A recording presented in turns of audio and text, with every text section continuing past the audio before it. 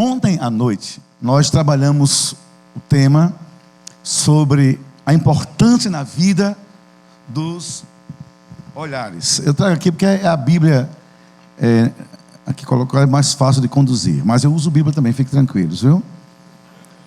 Bom, isso é só tecnologia, porque a Bíblia a Bíblia é o texto, e não o que segura o texto, não é o papel, é a palavra. Irmãos, mas eu queria nessa manhã, quando orei a Deus para vir aqui em Santo André, pelo convite do pastor Edson, claro que muito me honrou, inclusive eu disse assim a ele: olha, me arranja uma máquina fotográfica, eu quero pelo menos 2 fotos, pode ter mais, eu quero uma foto, vocês vão ver daqui alguém subindo, daqui da frente, me vendo de costas pregando, eu quero me ver pregando, e da galeria. Por quê? Isso vai para o meu álbum de recordações pastorais. Um dia vai estar lá, pregando na Bíblia de Santo André. Isso é muita honra, porque essa igreja é profundamente respeitada em todo o Brasil. Ontem não tinha tanta gente assim, eu vou repetir: vosso pastor é um marco em todo o país, para além das denominações, sobre amor, paixão e exemplo de vida missionária. Então você tenham certeza disso. Tenham certeza disso. Eu não faço média aqui, eu sou uma pessoa madura e não faço média. E pastor Edson é um homem maduro, e vocês o conhecem muito mais do que eu. A vida dele é uma inspiração missionária. Quando eu vim aqui um tempo atrás, não tinha esse painel ainda, pelo menos esse dia não me lembro. Esse painel me inspirou. Vou fazer em João Pessoa com essa motivação, não igual, é claro, não vou repetir, não precisa, mas a inspiração, eu não posso voltar sem essa inspiração. Achei lindo hoje de manhã, no Conexão Mundo, a história missionária dessa igreja. É brincadeira, gente. Agora me respondam: que igreja batista no Brasil tem tanto a ver com sustento missionário? Nenhuma, só essa. Eu estava ali com vergonha de mim. Eu sustento poucos no Nordeste, façam parceria com igrejas, mas essa igreja é uma inspiração. Aqui nesse painel tem uma família, o Sérgio Ribeiro da Juvep, está ali, o terceiro, para cima. Tenho certeza, é um homem digno, é um homem de Deus. E eu conheço tanto, você não tem ideia como vocês estão certos na orientação pastoral. Que igreja do Batista no Brasil, aliás, que igreja evangélica no Brasil levantou 1 milhão para missões em um ano? Eu não conheço. E eu conheço de perto o nosso Brasil Batista. Eu lido com estatísticas, com a liderança e com as igrejas. Não conheço. Gente, isso é muito lindo. Então esse aniversário é de verdade, 74 anos de igreja. Uma igreja com essa visão missionária. Deus seja louvado. Amém? Disseram a mim, não sei se é verdade, que o pastor Edson Queiroz e sua esposa, que ele mais é um pouquinho tímido. É verdade ou não? Ela é tímida ou não? Então eu vou pegar o casal timidez e chamar aqui à frente os dois. Vocês vão ver o que eu vou fazer com eles agora dentro de vocês. Você nem imagina.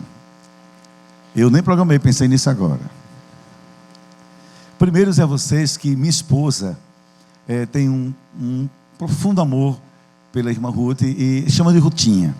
Como minha esposa é mulher tão alegre, pastor Edson e meus colegas pastores também, Rutinha chama de Neidinha, porque é assim que se trata. Então ela mandou dar saudações para a Rutinha, o casal. Casal é muito querido. E eu gostaria que dentro dessa igreja, pastor Edson, a igreja fizesse uma coisa, que a igreja ficasse em pé, por favor, todo mundo. Teria galeria. E erguesse a mão sobre esse casal. Por favor. Todo mundo, por favor. Dissesse um grande coral: Deus abençoe vocês.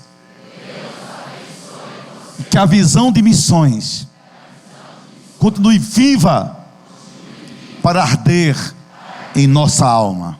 Em nome de Jesus. Segundo, eu queria que vocês aplaudissem de verdade esse casal com toda a força. De verdade. Verdade mesmo. Bênção. Agora, queria que vocês ficassem de frente um para o outro. E você desse uma beijoquinha dentro da igreja. Isso. Olha que timidez.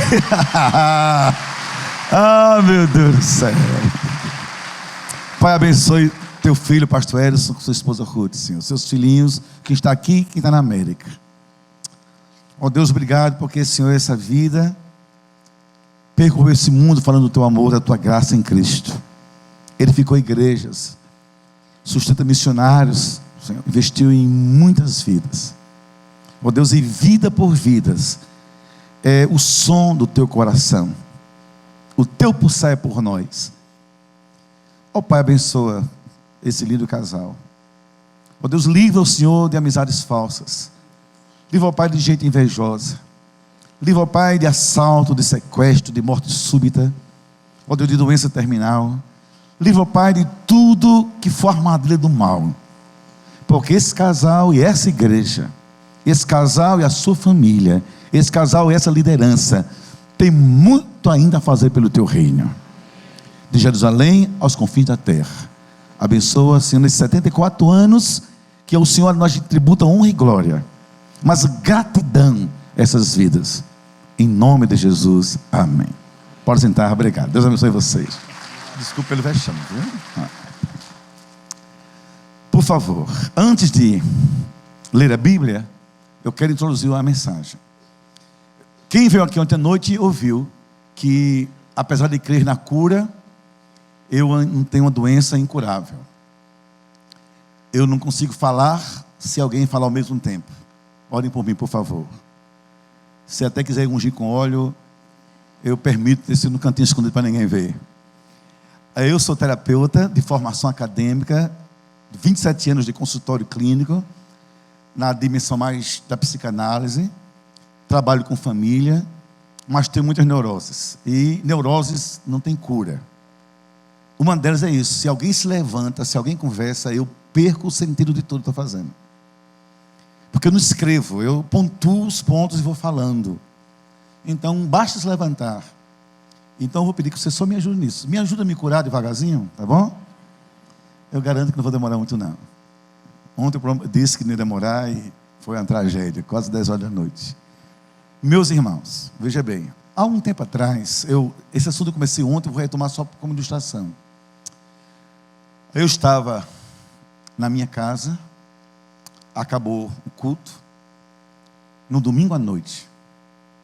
E ao chegar cansado, eu prego regularmente 4 vezes por domingo. E nós criamos o espaço gospel, porque o templo não cabia mais, o templo é pequeno. O templo não comporta mais do que 700 pessoas sentadas. E a igreja passou de 2.000 membros. Aí comecei a fazer vários cultos no templo. Então tem uns 4 nesse templo no domingo. 2 pela manhã e depois 2 à noite. Reduzimos como? Criei o espaço gospel. Lá tem mais 2 cultos para quem mora na praia. Então o templo hoje são 3 no templo e 2 no espaço gospel. Dos 5 eu prego em 4 regularmente, estando em João Pessoa. Então o pastor ele sabe disso. No domingo à noite, quando termina o culto, eu estou cansado, eu subo às 6 horas da noite, na plataforma, desço quase 10. Pés inchados, varizes, a voz rouca, o sistema sanguíneo, né, todo ativado, e a gente se esgota. Então geralmente no domingo eu nem saio para comer nada, vou para casa, tomar um banho, botar uma bermuda, e minha esposa ou pede pizza, ou serve alguma coisa que ela mesmo faça. O telefone toca, eu cansado nesse estado. Era de um hospital em João Pessoa. Perguntando a mim: é da casa do pastor Estevão Fernandes? Sim, sou eu. O senhor podia vir até aqui ao hospital? Isso eram as 10h30 da noite. Eu disse: por quê? Mas venha, por favor. Precisamos do senhor. Precisamos. Como terapeuta, também me tornei capelão hospitalar. E dou assistência, e pensei que fosse isso, uma assistência a uma emergência. Meus irmãos, quando cheguei lá, fui surpreendido em cima de uma pedra. Aliás, perdoe, ainda numa maca, indo para uma pedra. Um jovem que eu conhecia muito. Cabeça aberta, sangue escorrendo. E eu olhei para aquele jovem. E se eu fosse cardíaco, eu tinha ali mesmo infartado. Era meu irmão. Imagine. Comigo almoçara. E à noite já não estava mais. Eu entrei em estado de choque. Ninguém sabia nada, só sabia que alguém socorreu. Meses depois eu vim saber quem socorreu. Ele entrou se ultimando e não demorou muito. Quando eu terminei esse drama humano, e você sabe o que é drama humano, eram 2 da manhã. entre você trabalhar com impacto, tentar digerir o impacto e se perguntar: e agora, Jesus? Eu não ia acordar meus pais às 2 da manhã para dar uma notícia dessa, que eu sabia que ia ser uma madrugada sem fim. Aí fiquei sentado no hospital até 6 da manhã para ir poder à minha casa, para avisar meus pais. Eu pensei que fosse forte, não suportei e fui com o diácono. Sabe qual é a reação de mãe? Porque é um tipo de dor que só quem sente é coração de mãe. Nem marido, nem pai, nem filho, só mãe. Por mais que a gente queira entender, só quem sente é a mãe. Porque o filho que ela gerou saiu dela mesma. São pedaços dela agora se desfazendo diante da morte. Minha mãe começou, porque digo isso, começa agora o sentido da minha ilustração. Minha mãe começou a envelhecer precocemente. Minha mãe é mulher bonita. Sua família, sabe, uma família, todo mundo muito alto, de ascendência europeia, todo mundo, sabe, muito saudável. Minha mãe é uma mulher linda. Em poucos anos começou a definhar. Apareceu uma diabetes de origem emocional. Com a diabetes, a velhice precoce. Com a velhice, a desmotivação para viver. Com a desmotivação, a amargura contra a vida e contra Deus. E então, de forma inconsciente, a alma pede a morte, porque não sabe lidar com as perdas. Até que um dia minha mãe pediu a Deus para levá-la nessa crise enorme. Minha irmã mais velha gritou e disse: mãe, minha irmã é professora universitária e odontóloga, disse: mãe, não morra com os que morreram, viva pelos que ficaram. Essa frase de uma filha vendo a mãe se esvair de dor, que ia gerar em casa uma depressão, sabe, mórbida, e depois um luto provavelmente, foi o que Deus usou para plantar a alma da minha mãe lá dentro. Ficou um eco, que às vezes Deus fala para a gente no momento, a gente não consegue ouvir por completo, mas o eco de Deus fica em nós até que nós ouçamos a sua voz. Quantas vezes o pastor Edson prega, você vai entender a mensagem em casa. Quanto apelo ele faz, e você responde em casa. É o eco de Deus perturbando a nossa consciência humana. Viva pelos que ficaram. E aí minha mãe começou lentamente, homeopaticamente, a entender isso. E depois recuperou, embora as sequelas ficaram. Envelheceu muito, adoeceu muito. E hoje está com 85 anos, ainda viva, mas só os pedaços. E mamãe fez a vida dela uma vida missionária. Disse assim: onde uma mãe perdeu um filho, eu quero chegar para consolar. E começava a dizer às mulheres que perderam filhos: eu perdi 2. Fui amputada 2 vezes. Mas Deus me ensinou a viver pelos que ficaram. A vida também é feita de perdas. Aprenda isso. Nenhum de nós, nem na adolescência, nem na juventude, nem na maturidade e nem na idade mais senil, pode se dar conta disso. Perder faz parte do cardápio da nossa existência. É preciso só entender isso. Primeiramente, há perdas que são inevitáveis. Você vai ter que lidar com elas, senão você não vive.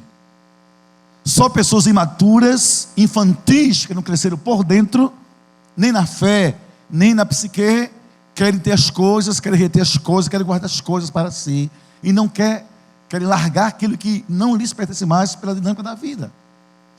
Para ser adolescente, você abre mão da fase infantil da vida. Para ser jovem, você abre mão de fantasias da puberdade. Para ser adulto, você tem que abrir mão de brincadeiras da juventude. Para casar, você tem que entender a família abrindo mão do estilo de vida de solteiro. Porque muita gente sofre casamento, porque homens e mulheres infantis na mente não entendem que tiveram que não perderam o estilo solteiro de vida. Para ser maduro, você abre mão de muitas fantasias da juventude. E para ser do Senhor Deus, você tem que perder o ego e viver a vida de Cristo em você. Saber perder é também saber viver conforme o projeto de Deus para cada um de nós. Primeiro, perdas inevitáveis. Mas há perdas que são acidentais, circunstanciais, aconteceram. São curvas no caminho, são acidentes, acontecem. De repente uma doença, um caroço, um tumor, um luto, um não, uma falência, alguma coisa, você não contava, lhe surpreendeu, mas está dentro do processo da vida. E finalmente, há perdas que são necessárias, porque ajuda a gente a crescer, para a gente, para a vida e para Deus. Mas algumas perdas, elas são irreparáveis. Algumas perdas são inaceitáveis. E na maturidade espiritual, você vai lidar com elas e dizer assim: eu não posso perder. Isso não pode acontecer comigo. E é nesse sentido, de perdas irreparáveis, perdas inaceitáveis, com as quais Deus quer que nós tenhamos que lidar com a ideia de restauração, de recuperação, de reconquista, de repensar a vida a partir disso, que eu quero pensar nessa manhã. E a minha intenção é falar mais para você como pessoa do que para a igreja enquanto instituição, no seu aniversário. Que eu imagino assim: quanto melhor as pessoas forem, melhores, tanto melhor será a igreja que elas participam. Porque pessoas saudáveis geram igrejas saudáveis, como acontece também com famílias em geral.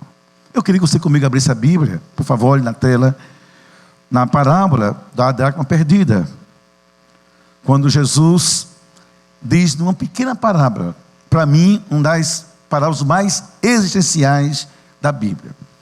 Pena que a maioria dos pregadores só consegue ver um lado da parábola. É um lado rico, fantástico e verdadeiro. A parábola de buscar a pessoa perdida. Mas, gente, a parábola tem muito mais a ver com isso, porque parábola significa cortina aberta para muitas lições, muito aprendizado. Então vamos ler todos juntos. Acompanhe, para evitar versões, ou olha a tela, ou acompanhe direto no seu texto, por favor. Qual é a mulher que, tendo 10 dracmas, se perder uma, não acende uma candeia, não varre a casa e não busca com diligência até achar, e achando-a, convoca as amigas e vizinhas dizendo: alegrai-vos comigo, porque eu achei a dracma perdida. Jesus termina dizendo: assim eu vos digo que há uma alegria maior diante dos anjos de Deus por um só pecador que se arrepende. Esse final suscita a dimensão evangelística da parábola, mas ela tem dimensões também mais profundas. Eu queria pedir permissão a você e também ao Senhor Deus para ler assim. Eu não vou mudar o texto, eu pecaria. Eu vou dramatizar o texto para que, nessa manhã. Olhe para o texto, só escute onde eu estou modificando, mas olhando para o texto. Qual é a pessoa, homem, mulher, jovem, adulto, não importa, que tendo 10 valores, 10 riquezas, 10 tesouros, se dá conta que perdeu um só, não fica irrequieto, não acende lâmpadas, não recorre a luzes, e vai fazer uma faxina na vida. Aqui é a casa como metáfora da vida. E não busca incessantemente dizendo: eu vou achar. Não paro até recuperar o tesouro que eu perdi. E quando acha esse tesouro, essa pessoa não chama amigos, não chama igreja, chama parentes, chama a família, os vizinhos, e diz: celebrem comigo, cantem, dancem, pulem, festejem, que eu tinha tesouros e perdi um. Fiquei pobre por dentro, mas recuperei. Por isso, toque a música. Eu achei tesouros perdidos. Ninguém pode perder riqueza e brincar com isso. E aqui riqueza no sentido mais amplo e não monetário. Por isso eu queria pensar com você algumas coisas. Deixa eu tentar trazer aqui. Quais são os seus maiores tesouros. E o que de fato tem valor para a sua vida. Nessa perspectiva, queridos, eu quero falar sobre pelo menos cinco perdas que na vida são inaceitáveis, tá bom? Deixa eu passar aqui um pouquinho. Qual foi a última resgate importante que você fez na vida? Você se lembra? Que você diz assim: não posso, isso lhe tirou o sono. Qual foi? Se lembra? Foi um elo com o filho? Foi um elo com a filha? Foi as pazes com o marido, com a esposa, com o pastor, com a igreja, com Deus? Se lembra? E aquilo lhe tirou sono até uma certeza: eu preciso resolver isso. Que são tesouros, e quem perde tesouros fica mais pobre. E quem fica mais pobre não pode dar conta disso de forma gratuita, no sentido espiritual, moral da palavra. Por isso eu acredito que nós temos na vida perdas inaceitáveis, né? E vou pensar em 5 pelo menos com você nessa manhã. Primeiro, jamais perca na vida o senso da direção de Deus, o norte da nossa trajetória. Nunca perca isso, a certeza absoluta de que Deus está no controle de tudo. Porque uma pessoa sem rumos é uma pessoa sem direção certa. Então ela é vulnerável. Queridos irmãos e amigos, escuta uma coisa: a vida é muito curta. Eu não sei a sua idade, mas eu sei da minha. E olhando o tempo que eu vivi, e o tempo que ainda me resta na minha perspectiva humana, eu tenho menos tempo para fazer o que eu sempre quis fazer, porque o tempo correu. Mas o que me fez chegar até agora feliz, alegre, realizado, só uma coisa: o senso de que até agora eu busco fazer a direção de Deus para a minha vida. Agora escute para mim: não tome decisões sem ouvir a voz de Deus. Não namore sem perguntar ao Senhor: Senhor, posso começar? Para quem é solteiro. Não noive sem ouvir: Senhor, posso colocar essa aliança no dedo? Não se case. Não se separe. Não dê um passo à frente ou atrás. Você pergunta: Senhor, tu estás nisso? Não assine papéis, documentos, decisões radicais, sem ter certeza: é isso que Deus quer que eu faça. Não comece a terminar sem ouvir a voz do Altíssimo.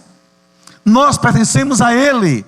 A vida nos é muito curta, mas ela é riquíssima de tesouros quando Deus dirige a nossa existência. E muitas coisas da nossa vida, muita falta de paz, muita inquietação, inquietude, agonia, angústia, remédios psicotrópicos, ansiolíticos, nós consumimos, que um dia nós não ouvimos a voz de Deus. Porque não ouvimos, porque nós nos calamos também aquela voz, não damos conta que isso é importante. Por exemplo, e aqui eu vou chegando para os exemplos que eu gosto de falar sobre a vida. Eu tenho na minha igreja, pelo menos, umas 50 mulheres com as quais eu lido em termos de encontros, de assistência, que elas são infelizes. Elas são bonitas, algumas médicas, juízas, advogadas, donas de casa, professoras, pedagogas, psicopedagogas, executivas, comerciantes, donas de boutiques, se vestem bem, se cuidam, mas não são felizes lá dentro. Porque casaram-se com um homem errado. Não ouviram a voz de Deus. Alguns eram crentes e eles não. E o Senhor disse: não faça aliança com o infiel. Aí vem aquela ilusão maligna: mas eu dou um jeito, depois muda, depois melhora. Queridos, se não for o poder do Espírito Santo, ninguém muda. Eu sou terapeuta e eu sei o que é dizer. Freud pensa assim, Lacan pensa assim, Jung pensa assim, fulano pensa assim. E sei o que é o agir da graça de Deus no coração humano. É Deus que muda a gente. Nem nosso charme, nossa beleza, nosso dinheiro ou nossa especulação racional. É Deus. No domingo elas querem vir para a igreja, o marido não deixa. E quando deixa, elas vêm mal-humoradas, porque ele fica xingando, vai dar dinheiro ao pastor, vai morar na igreja, ficam reclamando. Alguns ímpios se vingam arrumando amantes, ou botando em casa, na frente delas, uísque, cerveja e pecado dentro de casa. Mas elas sabiam disso. Outros, se elas colocarem a mão para dar uma oferta para a igreja, vai dar para a igreja? Não! Eu trabalhar para dar dinheiro para a igreja? Não! E aí começa o conflito. Muitos querem ser missionários e não podem. Tem chamado, nunca vão atender. Querem ir para missões, dão dinheiro escondido. E o drama é quando vem os filhos. Batiza ou não, para não levar. Sofrem. Tem Jesus. Mas sabe que é uma decisão errada. Sem Deus, há um preço alto para se pagar. E muito alto. 2002, escutem isso. 2002, eu estava na minha casa, o telefone toca de manhã, numa segunda-feira. Não é comum, segunda-feira é meu shabat, meu dia de descanso. Nós não temos empregado, temos uma faxineira semanal, uma diarista, que, aliás, um dia por semana. Aí pega o telefone e diz: pastor Estevão, para o senhor. Eu, com preguiça pastoral da segunda-feira, disse: quem é? Porque dependendo de quem fosse, eu dava a resposta lá da cadeira mesmo. Estou cansado, depois eu ligo, depois eu retorno, porque às vezes tem conversa que até atrapalha a gente. Quem é? Olha que resposta: é o governador. Eu digo: que é isso? Eu achei que ela estivesse brincando. O governador do Lions Clube, que governador é esse? Não, pastor, governador, eu achei que fosse brincadeira de manhã para mim. Mas diante de tal possibilidade, então eu digo: então traga o telefone. Não me levantei, é claro, fiquei sentado na minha cadeira. Alô? Pastor, governador fulano. Não vou dizer o nome, vocês conhecem, não seria ético. Mas depois eu digo pessoalmente quem quiser. Por não, governador? Quem é que manda? É sala da minha casa, a ligação errada? Não. Pastor, ontem à tarde, isso foi na segunda, então no domingo, reunimos o conselho político, nosso estado, nosso partido. Reunimos com o conselho político a liderança leiga da cidade, política da cidade e religiosa da cidade. Juntamos a igreja católica, a maçonaria, os associados, mil coisas, Lions, Rota, essas coisas todas que compõem o tecido social superficial de uma sociedade também secularizada. E daí, nós decidimos lhe convidar para ser o senador pela Paraíba. Gente, que ele entrou em mim. Digo: uau, como estou ficando importante nessa cidade. Por que, governador? Porque o pastor, a gente entendeu que o senhor não consenso, estava com uma pessoa em escândalo. Todo mundo disse: tem que ser o pastor Estevão. E tem uma coisa, pastor, olha a coisa do maligno. Astúcia do maligno. Não o governador maligno, mas a mente maligna usando a classe política. Disse o arcebispo, com quem eu liguei: se for o pastor Estevão, a igreja católica apoia. Me disse o grão-mestre nacionalista: se for o pastor Estevão, as lojas estão juntas.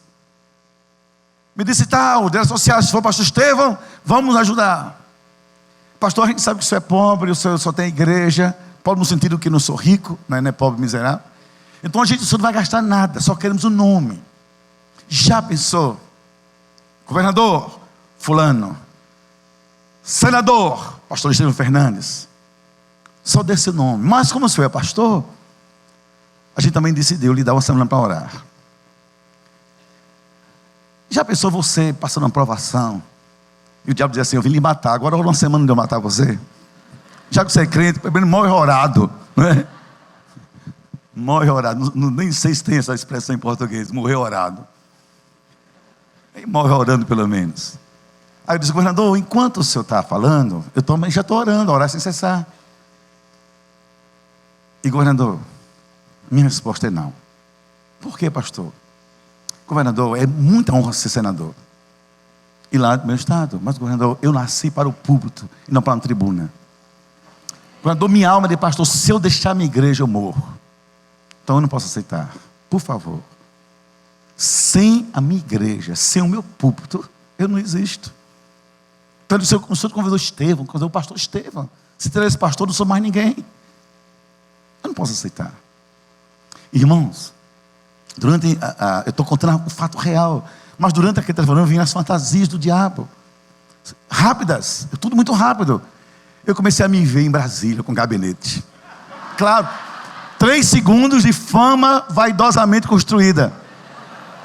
Aí comecei a ver, como eu já fui algumas vezes nos corredores. Olha, eu já fui lá várias vezes. Senador Estevão Fernando Oliveira. Não sei nem que partido, né? Mas se ele dissesse PCD, Partido Cristão dos Desviados, claro, que eu teria que deixar o evangelho, é claro. Aí comecei a ver coisa melhor, rápida. Lembra os reinos desse mundo? Eu cheguei em João Pessoa. Eu que chego toda semana de alguma viagem do sertão, e todo mês de alguma capital brasileira, sempre de madrugada, geralmente os horários noturnos. Pô, como é que vai, pastor? Quem me saúda na madrugada? É aquela turma do carrinho do aeroporto, do serviço. Ó, pastor, está ali para receber. O resto está chegando como eu. Comecei a me ver assim num carro preto no aeroporto. Numa sala especial e imprensa. Todo mundo, e eu no meio assim. Senador. E eu assim, estamos estudando esse caso, vamos trabalhar, tudo pela Paraíba. Eu não. Gente, nos jornais, 3 segundos que quase me derrubavam. Na hora H, Deus disse assim: olha, não perca o foco da sua vida. Você veio para me servir. Se isso for pouco, então você não sabe por que viveu. Deixa eu lhe fazer uma pergunta. Olhe bem para mim. Você se lembra, na vida, de algum momento, você foi pressionado e pressionada para decidir e achou que não tinha tempo de orar? Você já entendeu o sentido teológico para essa expressão, orar e sem cessar? Não existe tempo para orar, porque a oração faz parte contínua da nossa relação com Deus, com a vida. Por isso eu lhe peço, estamos vivendo. A vida tem curvas, tem estradas, e nem sempre a gente tem um GPS por perto. Mas o Espírito de Deus nos produziu a sua palavra. E a sua palavra é o nosso GPS. Lâmpada para os meus pés é a tua palavra. Porque eu sei que é mais. Ela é luz para o meu caminho. Ela norteia e ilumina. Eu lhe peço em nome de Jesus, pare tudo, mas não perca o senso da direção de Deus. Sem isso estamos perdidos. Sem isso aqui, igreja seria apenas uma igreja mais no estado de São Paulo. São milhares de batistas. Talvez aquele culto bem formal para alimentar nossa alma batista histórica, ancestral. A gente para casa, hoje eu me senti um bom batista, me matei a saudade do missionário W. Corveiro, que está no céu desde o século XVII. Mas não, gente. Sabe por que essa igreja faz diferença? Porque ela ouviu uma voz de Deus. Ela existe para ser missionária. Esse foco não pode ser perdido. O que é que Deus quer da sua vida? Você vai casar sem ouvir a voz de Deus? Você vai ousar namorar sem ouvir a voz de Deus? Você vai se dar amanhã aquele papel sem ouvir a voz de Deus? Você perdeu o juízo. Você vai deixar seu ministério, sua função na igreja, só porque você desentendeu, chateou-se, sem ouvir a voz de Deus? Quem colocou essa pimenta no seu prato espiritual, na sua refeição de fé? Ah, não piso mais aqui, só porque alguém não lhe tratou bem e machucou seu ego doente. Vai deixar a mulher só porque está vivendo conflitos. Mas o filho sai de casa só porque agora não sabe lidar com a rebeldia dele, que desafia o seu senso de graça, de amor e de paciência,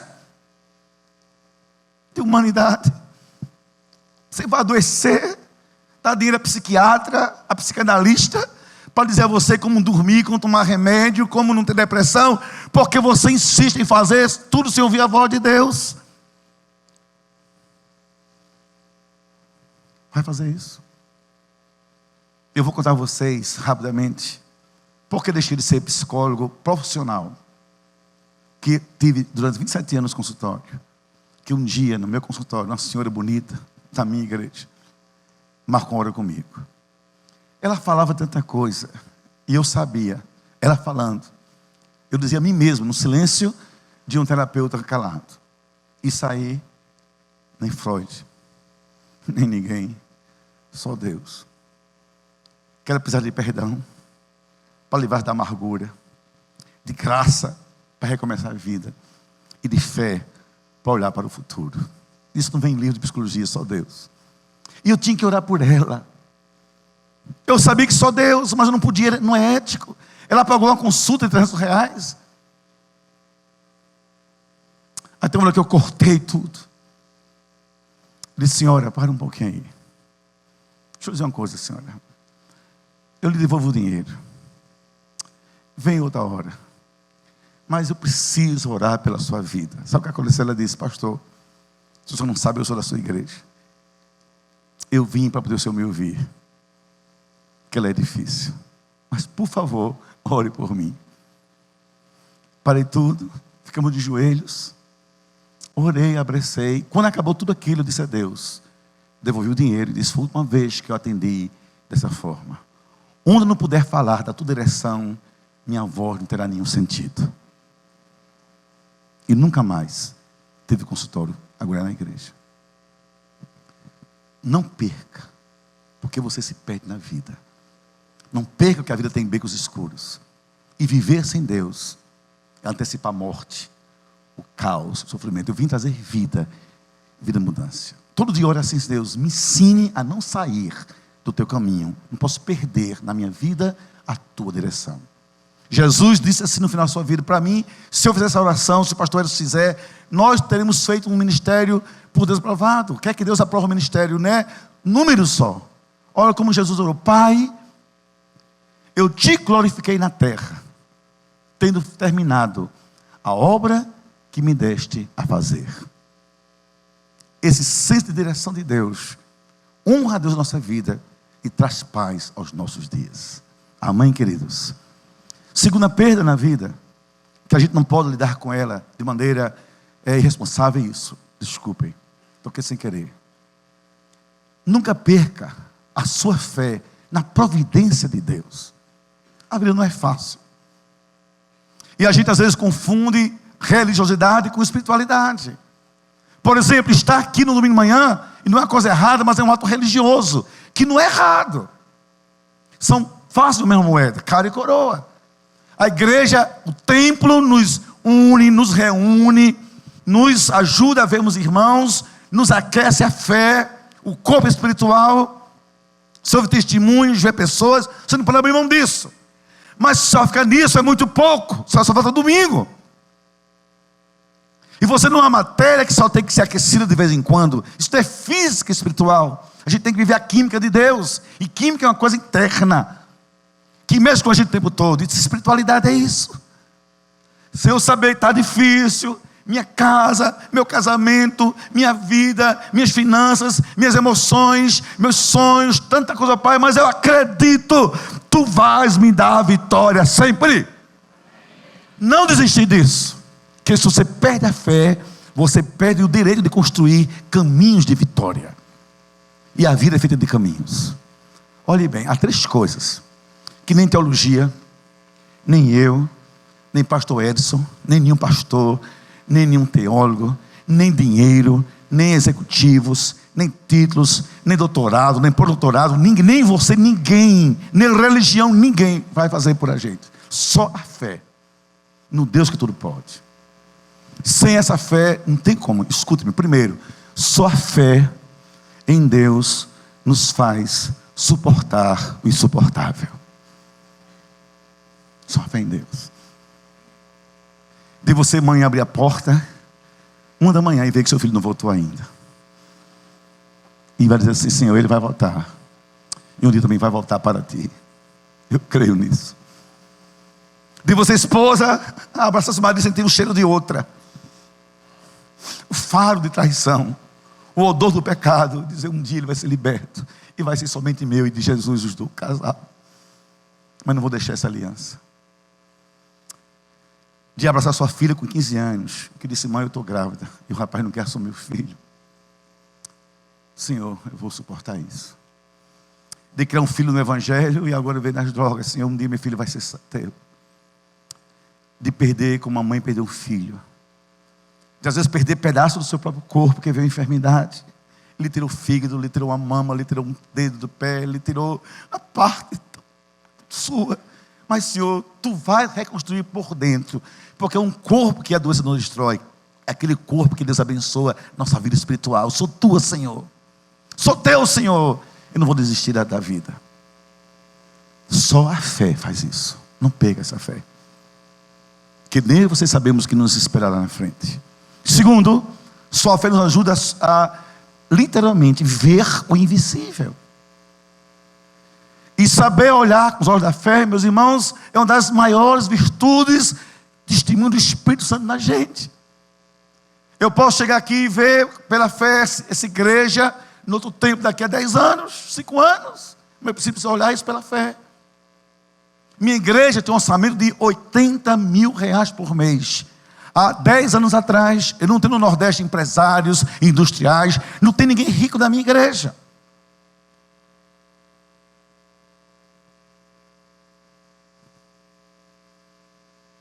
Temos classe média, médicos, essas coisas todas que todo mundo vive de salário. Ninguém me dá assim 1 milhão de ofertas, 100 mil de ofertas, 50 mil de ofertas. Ninguém, porque não é essa renda na minha membresia. E eu comprei uma propriedade que na época custava R$1.800.000, tendo 80 mil por mês de orçamento. Pela fé.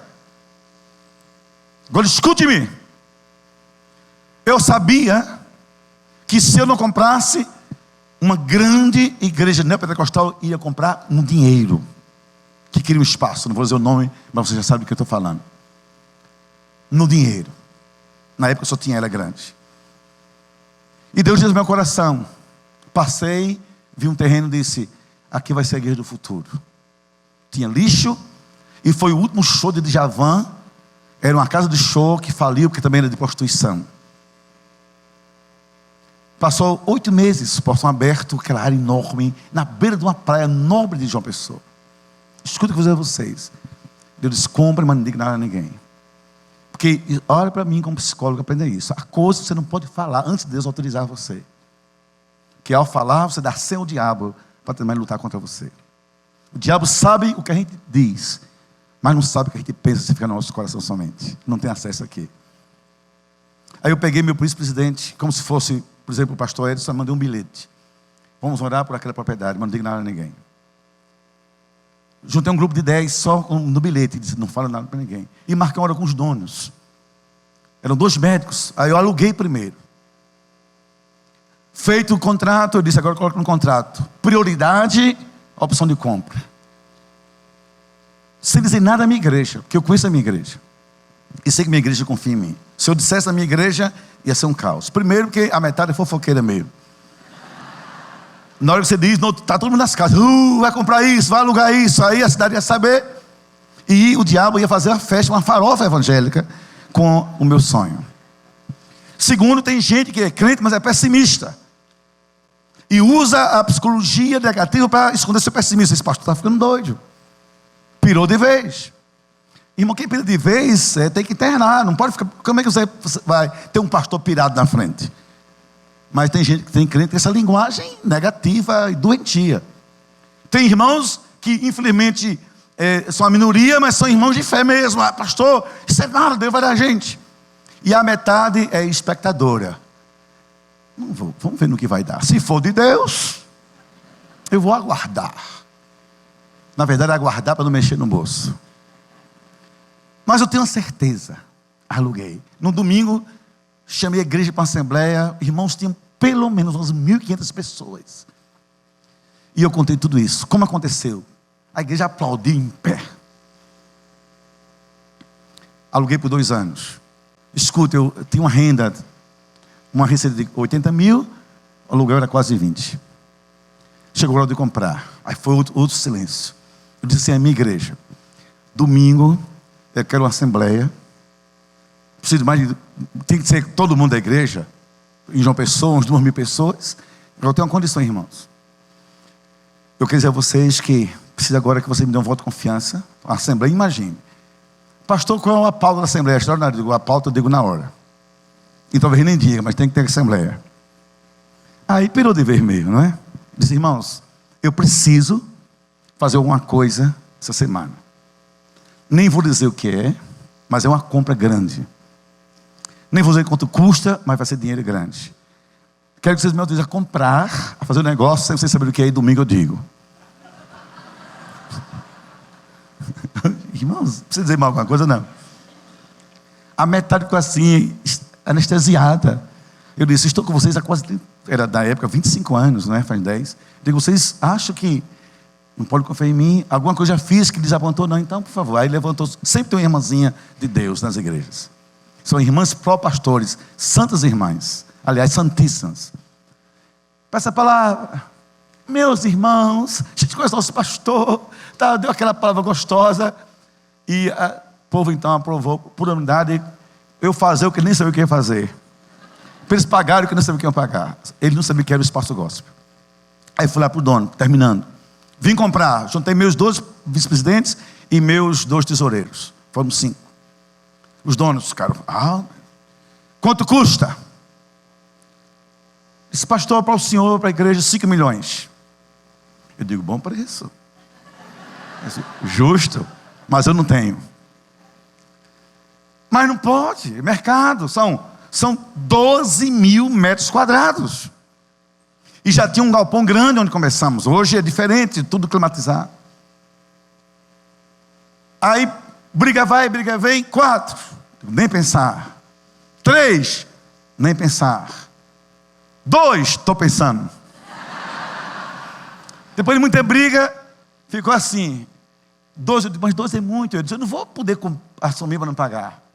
Aí o principal dono, bateu no muro, um médico rico, demoniado, brabo, capitalista, disse, por favor, eu tenho muito respeito, pastor, vamos parar essa conversa, para não perder o respeito, eu prefiro que o senhor vá embora, porque fica o respeito e morre o negócio. Eu digo, não sai daqui não.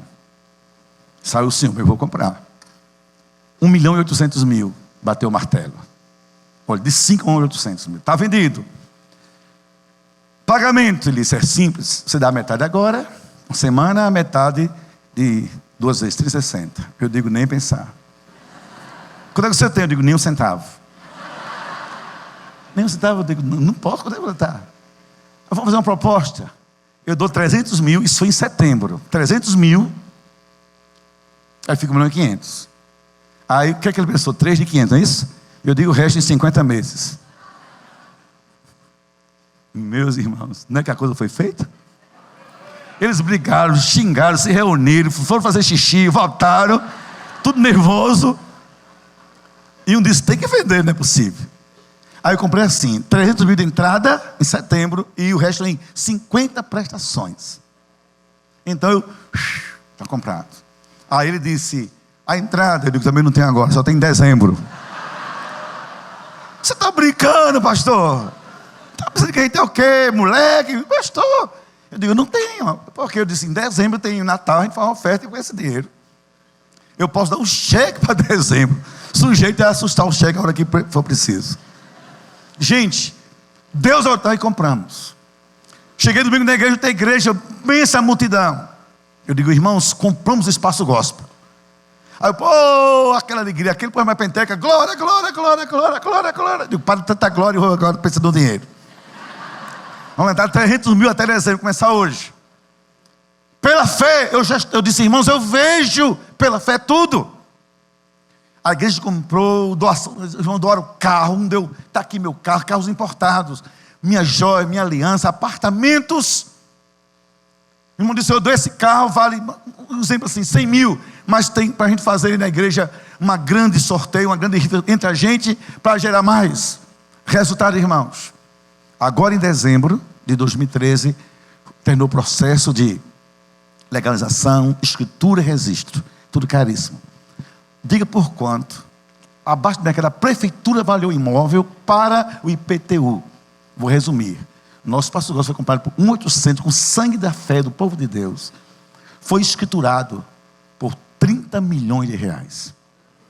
Dê glória a Deus por isso.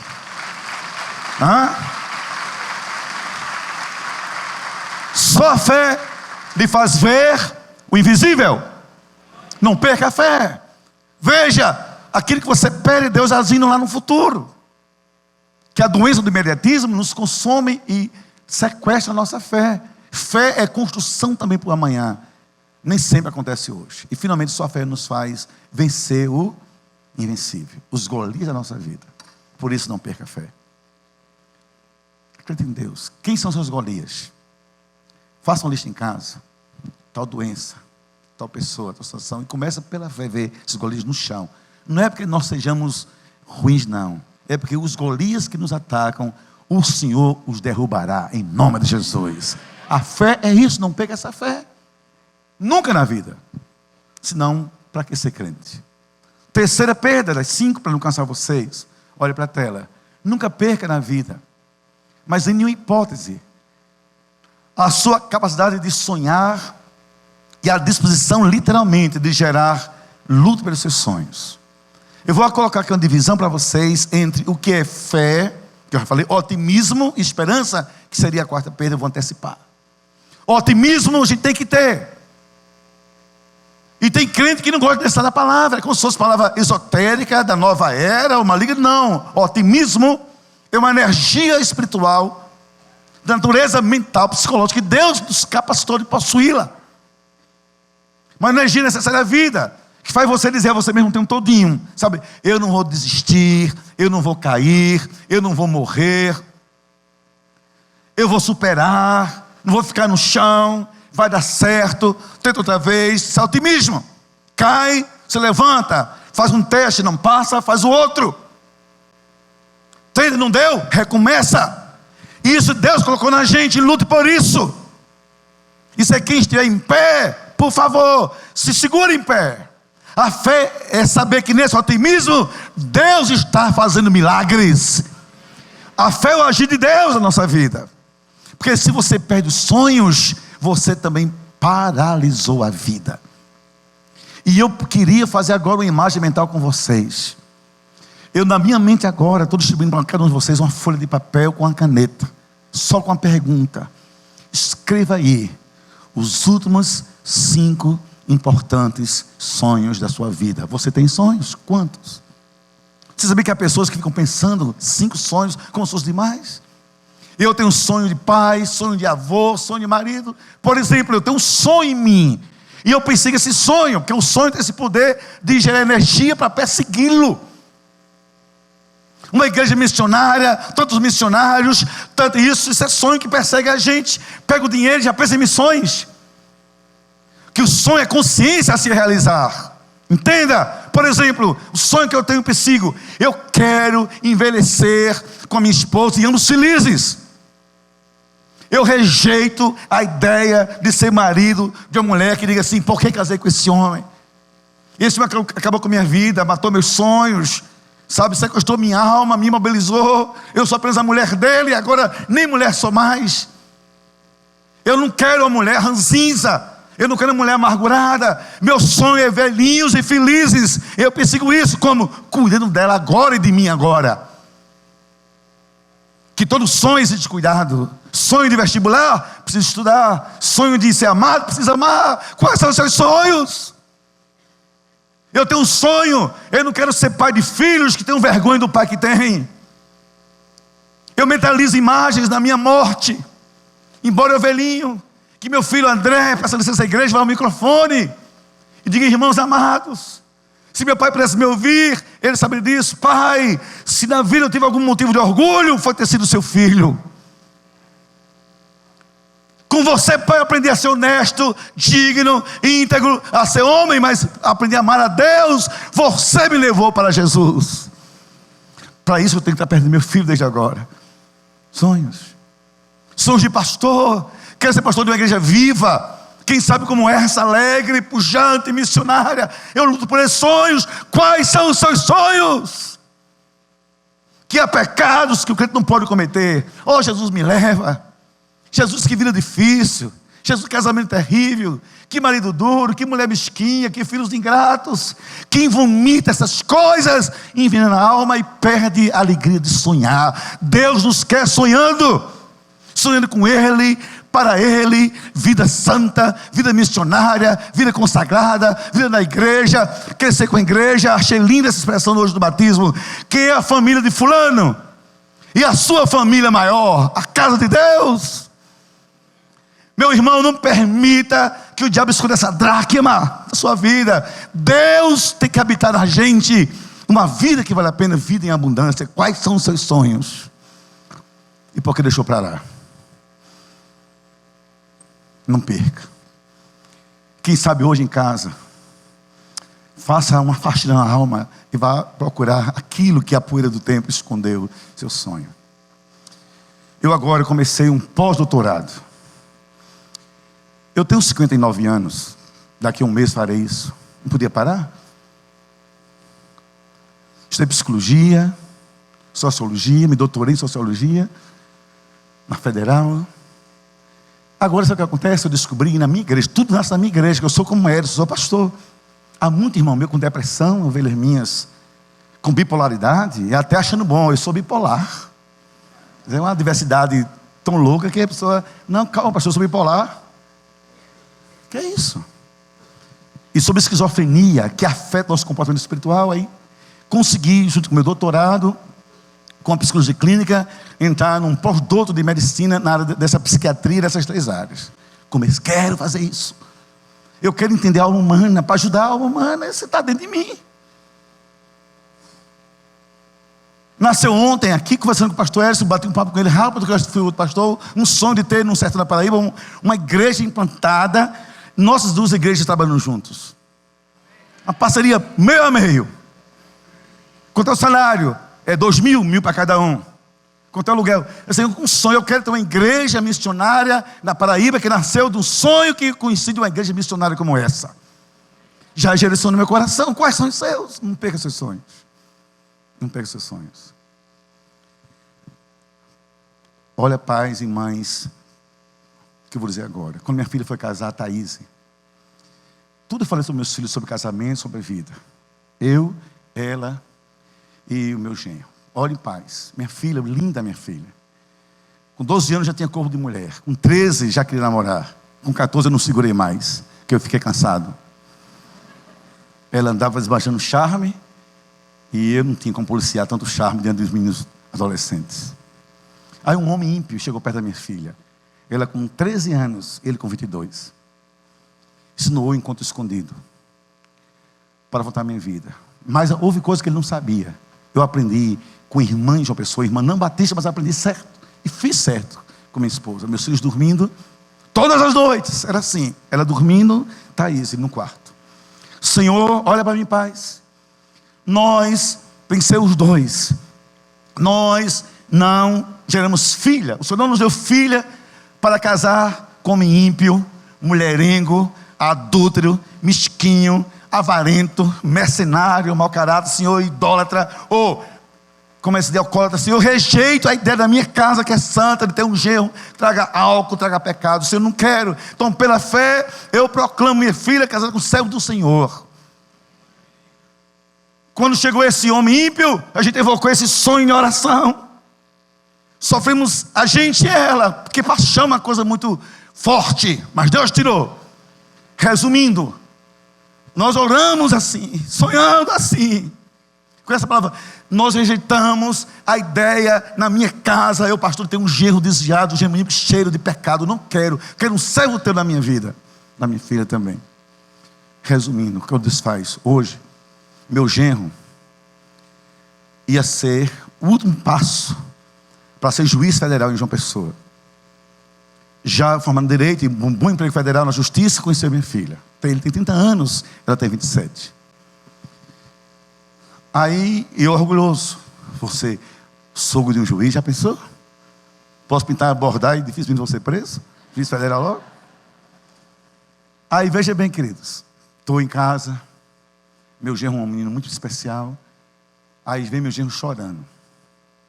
Fala comigo. O que foi, Júnior? Eu até pensei em uma coisa ruim no casamento deles. Não, pastor. Olha, olhando a sua vida, nos últimos anos, no último ano sobretudo, acompanhando a sua casa. Faz, pastor, uns 6 meses, Deus me criou no meu coração. Daqui um mês é a última prova para juiz federal. Ele já tinha passado em todos. Ele é um cara muito precoce. Passou nas escritas, em tudo, no currículo é a última entrevista. Mas o que é, Júnior, o problema? É que faz, pastor, 6 meses. Eu faço prova, Deus me inquieta. Deus está me chamando para o ministério. Me ajude. Me ajude. E hoje, um homem ímpio que eu orei para Deus tirar, hoje o meu genro é meu pastor de jovens. Dê glória a Deus por isso, e aplauda a Deus por isso, é maravilhoso. Sonhe. Quais são os seus sonhos? 4º e penúltimo. Nunca perca na vida, jamais perca a janela da esperança, mesmo diante de paisagens sombrias. Eu não vou falar isso mais à noite, não vou falar sobre isso mais, mas só dá uma injeção pequena. Todo dia, irmãos, todos os dias, irmão, Senhor, eu te louvo, porque eu sei que tu estás cuidando da minha vida. Todo dia, Senhor, não tenho dúvidas, não tenho dúvidas.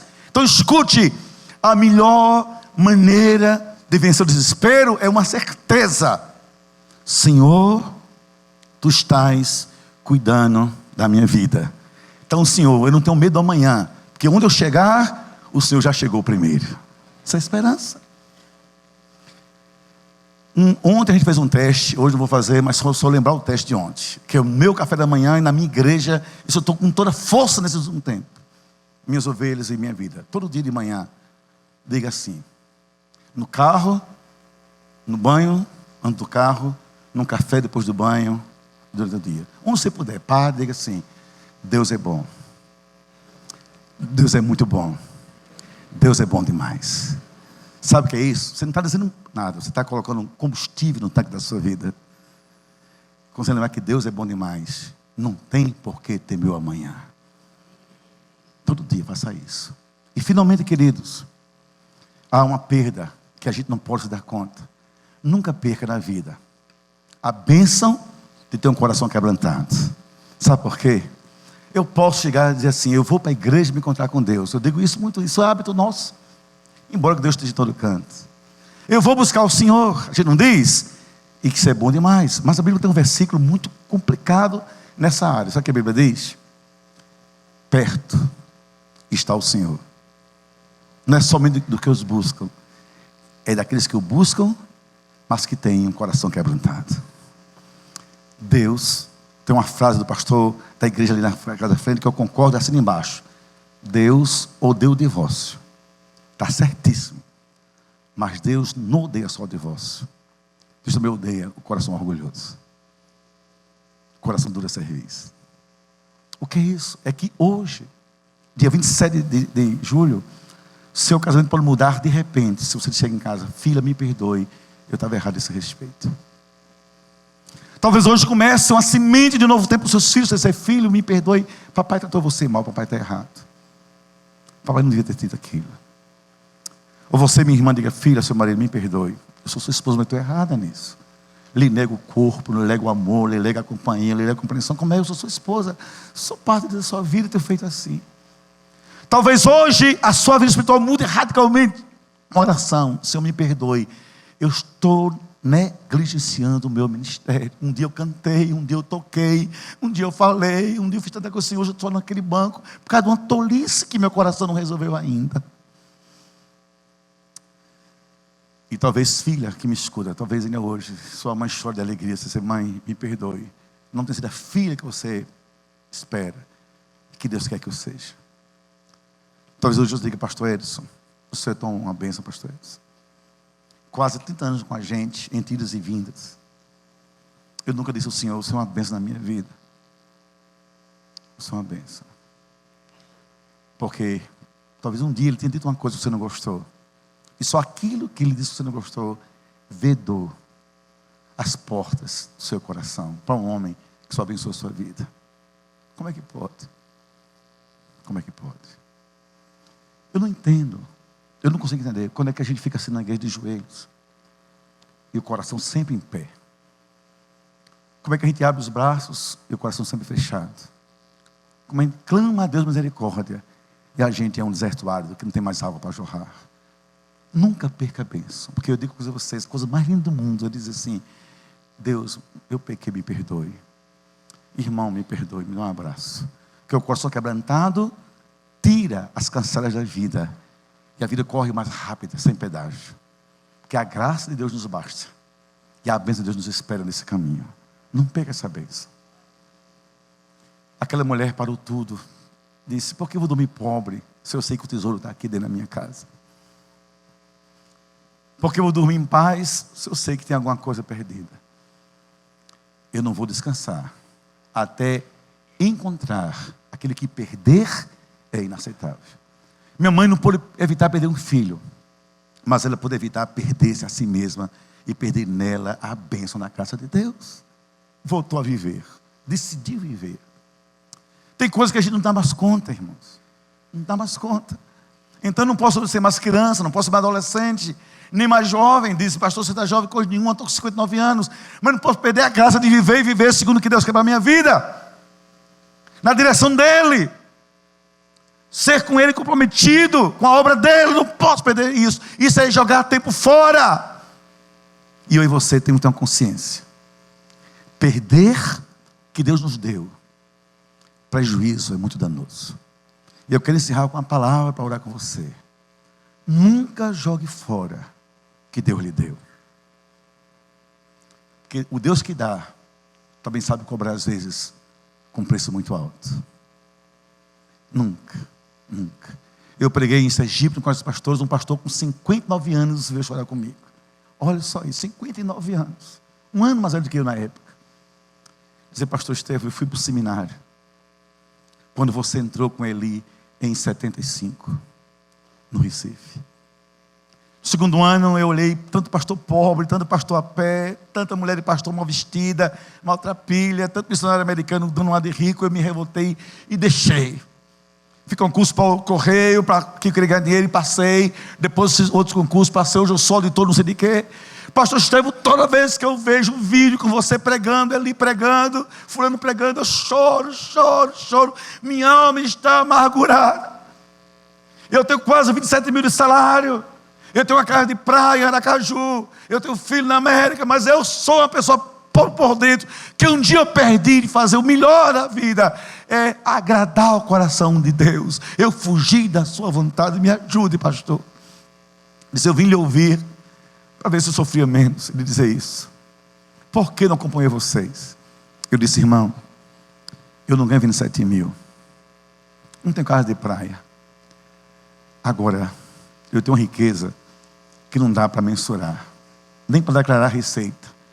Eu tenho uma paz de quem não perdeu o foco, a direção de Deus. Disse, eu sofri muito na vida, eu disse a ele. Tenho vontade de deixar a igreja. Eu já orei, irmãos, para Deus levar diáconos. Para a glória mesmo. Depois me arrependi, mas orei. A turma ruim, miserável, começando a vida.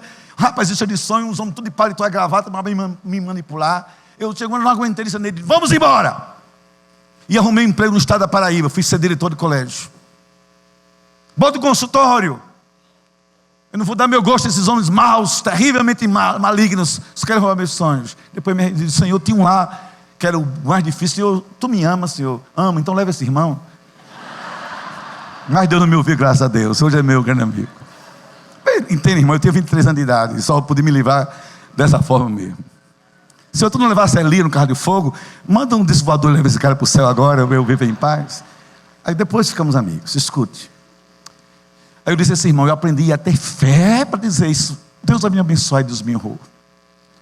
Eu nunca podia chegar onde eu cheguei, só a graça de Deus, lá na Paraíba, lá em João Pessoa, sabe? Deus me honrou tanto com todo mundo. Daqui um mês eu vou para o Canadá, vou viajar, só Deus. Quem sou eu? Fé que Ele ia abençoar meu ministério. Como é que eu podia pensar que um dia ia pregar nessa igreja? Eu lendo um livro desse homem, ouvindo falar sobre missões, ouvindo o testemunho de Sérgio Ribeiro. E, irmãos, eu esnobei a semana passada. Encontrei uma turma de João Pessoa. O pastor Edson foi lá lançar o livro da campanha. E os irmãos todos ali, pastor Edson em João Pessoa, essa campanha, pastor no café que eu organizei. Aí quando terminou, eu disse, só que uma coisa, vocês gostaram dele? Gostaram. Eu vou pregar na igreja dele daqui a alguns 15 dias. Ficaram tudo assim, com o coração apertado. Olha só, irmãos. Aí eu disse a eles, eu preciso que Deus quebrasse meu coração para pedir perdão. Coisas que eu fiz, gente que eu feri, que hoje envelheceu comigo. Quem tinha 40 quando eu cheguei, estou lá 35, está com 75, tudo meus amigos. Quem orei para levar, Deus deixou para poder eu quebrar meu coração. E hoje, ora comigo, ele nem sabe que eu orei para Deus levar naquele tempo. Nem vou dizer nunca, que eu não sou doido. Nem vocês vão dizer isso, essa história. Todos meus amigos hoje. E hoje eu disse, Senhor, só quando cheguei porque o Senhor quebrantou meu coração. Filhos casados, vida feliz. Sabe por quê, irmãos? Não perca essas coisas. Porque senão, você pode ter outras, mas vai viver com pobreza de quem não fez o que Deus queria que você fizesse. Deus abençoe vocês todos. E eu proclamo com meus lábios, como semente. Todos nós aqui vamos viver uma vida cheia dessa riqueza. Direção de Deus. Fé na sua providência. Firmeza nos sonhos. Esperança no amanhã. E uma certeza absoluta. Deus honra o humilde. Deus coroa de graça quem sabe parar para esperar o seu agir e a sua direção. E assim vai ser comigo e com você. Em nome de Jesus. Amém, amém, amém.